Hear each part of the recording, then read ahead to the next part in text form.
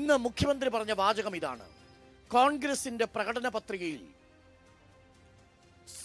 ഈ പൗരത്വ നിയമ ഭേദഗതിയുമായി ബന്ധപ്പെട്ട ഒരു പരാമർശം പോലും ഇല്ലാത്തത്, ആ മൗനം അതെന്തുകൊണ്ടാണ് എന്ന് കോഴിക്കോട്ടെ വോട്ടർമാർ ചോദിക്കില്ലേ എന്നാണ്. അല്ല, ഒന്ന് കോഴിക്കോട്ടെ വോട്ടർമാരൊക്കെ രാഷ്ട്രീയ പ്രബുദ്ധത ഉള്ള ആളുകളാണ്. നിങ്ങൾ ആ കോൺഗ്രസിന്റെ മാനിഫെസ്റ്റോ എടുത്ത് പരിശോധിച്ചാൽ അതിൽ കൃത്യമായി പേജ് നമ്പർ 7, 8, 9 ഇടങ്ങളിൽ പറഞ്ഞിരിക്കുന്നു.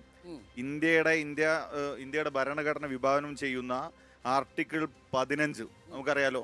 ആർട്ടിക്കിൾ 15 വിപരീതമായിട്ടുള്ള മതം മാനദണ്ഡമാക്കിയിട്ടുള്ള ഒരു വിവേചനവും ഇന്ത്യയിൽ അനുവദിക്കില്ല എന്ന് പറഞ്ഞാൽ തർക്കം നിങ്ങൾക്ക് വേണ്ട. ഈ രാജ്യത്ത് മതത്തിന്റെ മാനദണ്ഡത്തിൽ CAA നടപ്പിലാക്കാൻ അനുവദിക്കില്ല എന്നത് തന്നെയാണ് കോൺഗ്രസിന്റെ പ്രഖ്യാപനം. സാധാരണ കോഴിക്കോട്ടെ ഒരു ഉമ്മയോട് നിങ്ങൾ ആർട്ടിക്കിൾ 15 പ്രകാരമുള്ള ഒന്നും കേരളത്തിൽ അനുവദിക്കില്ല, ഇന്ത്യയിൽ അനുവദിക്കില്ല എന്ന് പറഞ്ഞാൽ ആ പാവത്തിന് എന്ത് മനസ്സിലാവും?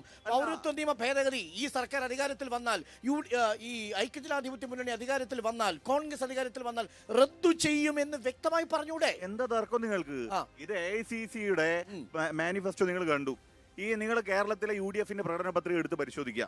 നിങ്ങൾ കോഴിക്കോട് ശ്രീ MK രാഘവൻ എടുത്തു കൊടുത്തിരിക്കുന്ന ജനങ്ങൾക്ക് നൽകിയ പ്രകടന പത്രിക പരിശോധിക്കുക. കൃത്യമായി പറയുന്നുണ്ട് അതിൽ മതം മാനദണ്ഡമാക്കിയിട്ടുള്ള ഒരു തരത്തിലുമുള്ള ഈ വിവേചനം അനുവദിക്കില്ലെന്ന്. എന്ന് മാത്രമല്ല, MK രാഘവൻ ഇത് ഇന്ന് പറയുന്നതല്ല. ഈ CAA വന്ന സമയത്ത് കൊടുവള്ളിയിൽ നിന്ന് ഫറൂഖിലേക്ക് 2 ദിവസത്തെ യാത്ര നടത്തി ഈ പൗരത്വ ഭേദഗതി നിയമം ഈ രാജ്യത്ത് അനുവദിക്കില്ല എന്ന് പ്രഖ്യാപിച്ച കോൺഗ്രസ് MP-മാരിൽ ഒരാളാണ് ശ്രീ MK രാഘവൻ. നോക്കൂ, 18 നിങ്ങളിപ്പോൾ മുഖ്യമന്ത്രിയെ കോട്ട് ചെയ്തുകൊണ്ട് സൂചിപ്പിക്കുകയാണ്. മുഖ്യമന്ത്രി ഈ സമീപ ദിവസങ്ങളായി എന്താണ് സത്യസന്ധമായി പറഞ്ഞിരിക്കുന്നത്? ആദ്യം അദ്ദേഹം പറഞ്ഞത് കോൺഗ്രസുകാരോ UDFകാരോ ഇന്ത്യൻ പാർലമെന്റിൽ CAA വിഷയത്തിൽ നിശബ്ദരായിരുന്നു എന്ന് പറഞ്ഞല്ലോ. അതെ, കള്ളമാണല്ലോ. അതിന്റെ മറുപടി കൊടുത്തപ്പോ പിന്നെയും 2-3 വട്ടം അത് ആവർത്തിച്ചു അദ്ദേഹം. പക്ഷെ അത് ജനങ്ങൾ ആ വാക്കുകളെ പുച്ഛത്തോടെ തള്ളിക്കളഞ്ഞപ്പോ പിന്നീട് അതിനെപ്പറ്റി മിണ്ടിയില്ല. പക്ഷെ നിങ്ങളുടെ ന്യായ പത്രികയിൽ ഈ പൗരത്വ നിയമ ഭേദഗതി എന്നൊരു വാക്കില്ലാതെ പോയത് എന്തുകൊണ്ടാണ്? ഞാൻ നേരത്തെ സൂചിപ്പിച്ചു, ഇത്തവണ തെരഞ്ഞെടുപ്പിൽ ജനങ്ങളുടെ സാമൂഹികമായിട്ടുള്ള സാമ്പത്തികമായിട്ടുള്ള ഉന്നമനത്തെ ലക്ഷ്യം വെച്ചുകൊണ്ട് ആ പ്രകടന പത്രിക ജനങ്ങൾക്കിടയിൽ ചർച്ചയാക്കി മുമ്പോട്ട് പോകണമെന്നുള്ള ലക്ഷ്യത്തോടെ നമ്മൾ മുമ്പോട്ട് പോകുന്നു. അതിൽ കൃത്യമായി പറയുന്നു മതം മാനദണ്ഡമാക്കിയിട്ടുള്ള ഒരു വിവേചനവും ഇന്ത്യയിൽ അനുവദിക്കില്ല എന്ന് പറഞ്ഞാൽ അതിലെല്ലാം ഉണ്ട് അരുൺ. അത് നിങ്ങൾക്ക് മനസ്സിലായിട്ടില്ലെങ്കിൽ, അത് ഇവിടുത്തെ CPM-കാർക്ക് മനസ്സിലായിട്ടില്ലെങ്കിൽ, നിങ്ങൾ കുറച്ചാളുകൾക്ക് മനസ്സിലാകാത്തത് പൊതുജനത്തിന് അത് മനസ്സിലായിട്ടുണ്ട്. ആർട്ടിക്കിൾ 15 ഈ ഫ്രീഡം ഫ്രം ഡിസ്ക്രിമിനേഷൻ ഇതൊക്കെ സാധാരണ മനസ്സിലാവുന്ന ഭാഷയാണോ അഭിജിത്ത്? അരുൺ, 18 കേസുകളാണ് ശ്രീ രാഹുൽ ഗാന്ധി എന്ന് പറയുന്ന നേതാവിന്റെ പേരിൽ CAA വിരുദ്ധ സമരങ്ങളുടെ പേരിൽ എടുത്തിരിക്കുന്ന ഈ രാജ്യത്ത്. നോക്കൂ, ഭാരത് ജോഡോ ന്യായ യാത്രയുമായി ബന്ധപ്പെട്ടും ഭാരത് ജോഡോ യാത്രയുമായി ബന്ധപ്പെട്ടും കന്യാകുമാരി നിന്ന് കശ്മീർ വരെ സഞ്ചരിക്കുമ്പോൾ ഈ ഇടങ്ങളിലെല്ലാം പറഞ്ഞത് രാജ്യത്തെ ജനങ്ങളെ ഭിന്നിപ്പിക്കുന്ന ഒരു നിയമവും നടപ്പിലാക്കില്ല എന്ന് തന്നെയാണ്. അതിന്റെ തനിയാവർത്തനമാണ് കഴിഞ്ഞ ദിവസം ശ്രീ ജയറാം രമേശ് പറഞ്ഞതും.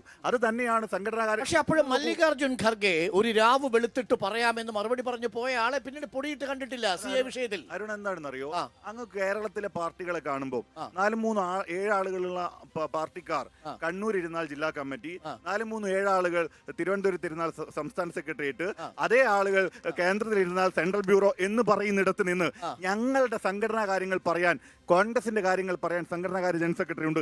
ഇനി CAA വിഷയത്തിലടക്കം ഈ AICC പ്രസിഡന്റിന്റെ വാദങ്ങൾ പറയാൻ, കോൺഗ്രസിന്റെ നിലപാട് പറയാൻ ചുമതലപ്പെടുത്തിയത് ശ്രീ ജയറാം രമേശിനെയാണ്.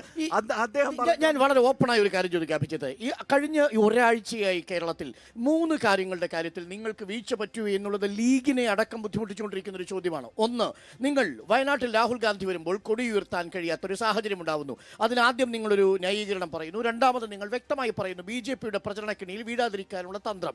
മറ്റൊരു പ്രധാനപ്പെട്ട വിഷയം, SDP-യുടെ പിന്തുണ കിട്ടുമ്പോൾ 72 മണിക്കൂറെടുത്ത് മാത്രമേ SDP-യുടെ പിന്തുണ വേണ്ടെന്ന് വയ്ക്കാൻ നിങ്ങൾക്ക് സാധിക്കുന്നുള്ളൂ. മൂന്നാമത്തെ പ്രധാനപ്പെട്ട കാര്യം, ന്യായ പത്രിക വരുമ്പോൾ ആ വിഷയത്തിലും CAA അതിൽ കാണാതെ പോകുന്നു. ഇങ്ങനെ 3 കാര്യങ്ങൾ തുടർച്ചയായി ഇപ്പോൾ കോൺഗ്രസ് പ്രതിരോധത്തിലല്ലേ? 2 കാര്യങ്ങൾ. ഇന്ത്യ മുന്നണി ഏത് പതാക പിടിക്കണമെന്ന് ഇന്ത്യ മുന്നണിയിലെ പാർട്ടികൾ തീരുമാനിക്കട്ടെ. അതിൽ അസ്വസ്ഥരായിട്ടുള്ള ആളുകൾ നിങ്ങൾ പറഞ്ഞുകൊണ്ടേയിരിക്കുക. ഒന്നാമത്തെ കാര്യം. രണ്ടാമത്തെ കാര്യം അങ്ങ് സൂചിപ്പിച്ചു. നോക്കൂ, SDPI എന്ന് പറയുന്ന ഒരു പ്രസ്ഥാനം അവിടെ പിന്തുണ പ്രഖ്യാപിച്ചു. കൃത്യമായി UDFന്റെ ചെയർമാൻ ഒരു തർക്കവുമില്ലാത്ത രീതിയിൽ ശ്രീ വി ഡി സതീശൻ പറഞ്ഞു ഭൂരിപക്ഷ എന്താ പറയുക ന്യൂനപക്ഷ വർഗീയതയും വേണ്ട, ഭൂരിപക്ഷ വർഗീയതയും 22 മണിക്കൂർ എടുത്തു. ഞാൻ ചോദിക്കുന്നു, ഓക്കെ പറഞ്ഞല്ലോ, എന്റെ പൊന്നരുണേ, നിങ്ങൾ വെറുതെ ഒന്ന് പത്തനംതിട്ട നഗരസഭയിലേക്ക് പോകുന്നേ. അവിടെ SDPIയും CPM-ഉം കൂട്ടുകെട്ടിലൂടെ അവിടെ ഭരണത്തിന് നേതൃത്വം കൊടുക്കും. നിങ്ങൾ കാണുന്നില്ല, വാസ്തവവിരുദ്ധമാണ്. അവിടെ SDPയുടെ പിന്തുണയല്ല, കോൺഗ്രസ് വിമതയാണ് അവിടെ മത്സരം. കോൺഗ്രസ് വിമതയാണ്, SDP അല്ല, സ്വതന്ത്രയായിരുന്നു. സ്വതന്ത്രയാണ്. അല്ലല്ല, SDP അല്ല, SDPയുടെ സ്വതന്ത്രയല്ല.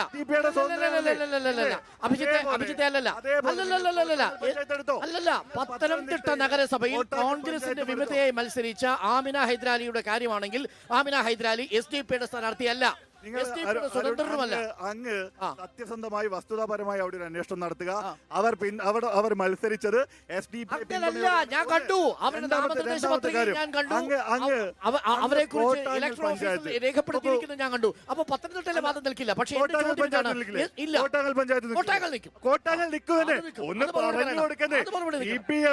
CPM-ഉം SDPIയും കൂടി ഭരിക്കുന്ന സ്ഥലമാ കോട്ടാങ്ങൽ. അവിടെ ഞങ്ങൾ പറഞ്ഞു ഞങ്ങൾക്ക് ഒരു വർഗീയവാദികളുടെയും പിന്തുണ വേണ്ട, അതാ നിലപാട്. അത്